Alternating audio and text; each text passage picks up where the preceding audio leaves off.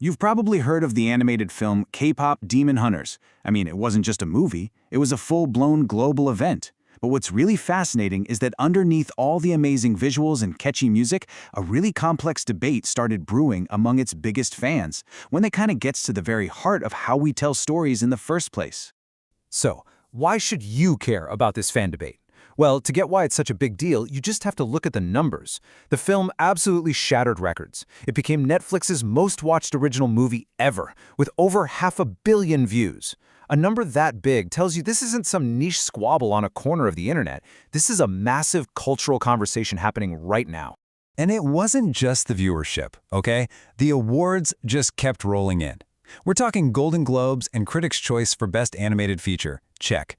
4 different songs hitting the Billboard Top 10? You got it. And a staggering 5 Grammy nominations? Come on. This thing wasn't just a popular movie, it was a straight-up cultural force that took over the charts and award season.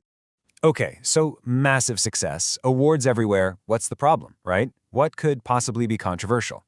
Well, it all comes down to the movie's core world building and this fundamental split between its 2 main characters over what it even means to be a demon.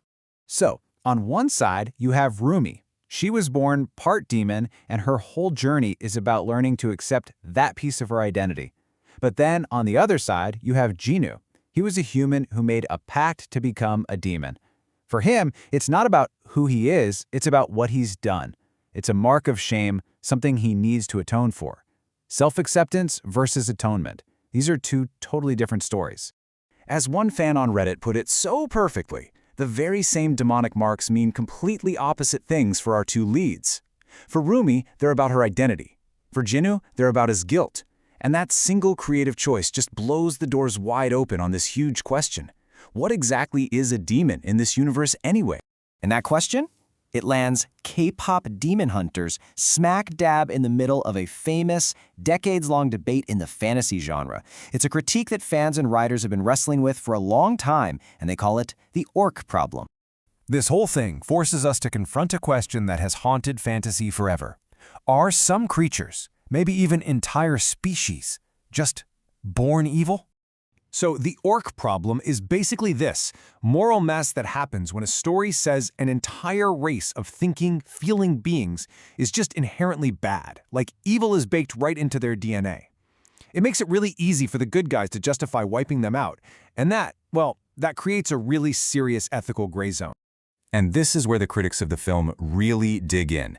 They argue it trips all over this problem because the rules of its world feel, inconsistent. Are demons born, or are they made? The movie seems to say both. At one point, Rumi asks a demon if it has free will, but it gets killed before it can even answer. And while Junwoo gets this incredible, powerful redemption story, every other demon is just treated like collateral damage. So the core of the critique is that the lore, the world building, was basically bent and stretched to make sure the 2 main characters' very different stories could both work. And in the process, the world itself starts to feel contradictory, and the central metaphor gets really confused. But hold on, the story definitely doesn't end there, because for every person pointing at these inconsistencies, there's a fan who's come up with a compelling theory that completely reframes the entire debate. The main counter-argument from fans is honestly fascinating. They say, what if demon isn't a single species at all? As this commenter suggests, maybe it's more like a broad category, like fish or trees, just one superficial label for a whole bunch of really different things that aren't actually related. And this theory makes a ton of sense when you look at the film. You've got everything from mindless swarms and magical animal-like beasts to intelligent, sapient humanoids from another dimension. And of course, you have humans who made pacts, like Janu, and people who were born with it, like Rumi. They aren't one race. They're a whole collection of different beings all just lumped under one name.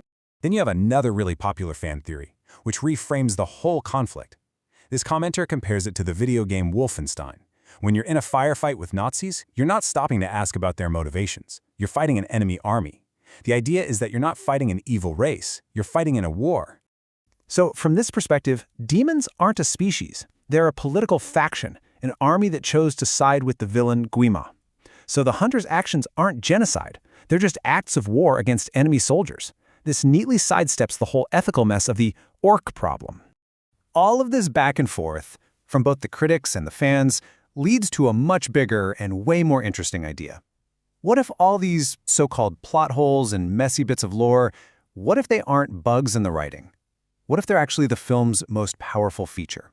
Yeah, the central idea here is that the film's messy, ambiguous lore isn't a flaw at all. It's the very thing that gives the story its incredible emotional punch. Think about it like this. First, the writers leave the definition of demon intentionally vague.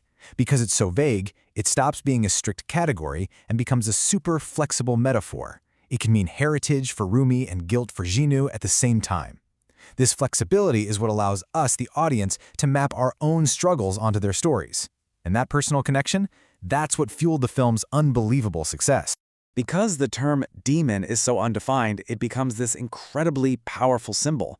Fans have connected Rumi's story to the experience of being mixed race or queer. Jinnu's story has resonated with people dealing with addiction, trauma, or profound guilt. The story becomes universal because it isn't specific. It creates space for all of us to see ourselves in their struggles. So the ultimate takeaway from the whole K-pop Demon Hunters debate isn't about which side is right. It leaves us with a far more interesting question to chew on. When does breaking the rules of world building, when does all that messy lore actually make a story more resonant, more meaningful, and in the end, more powerful?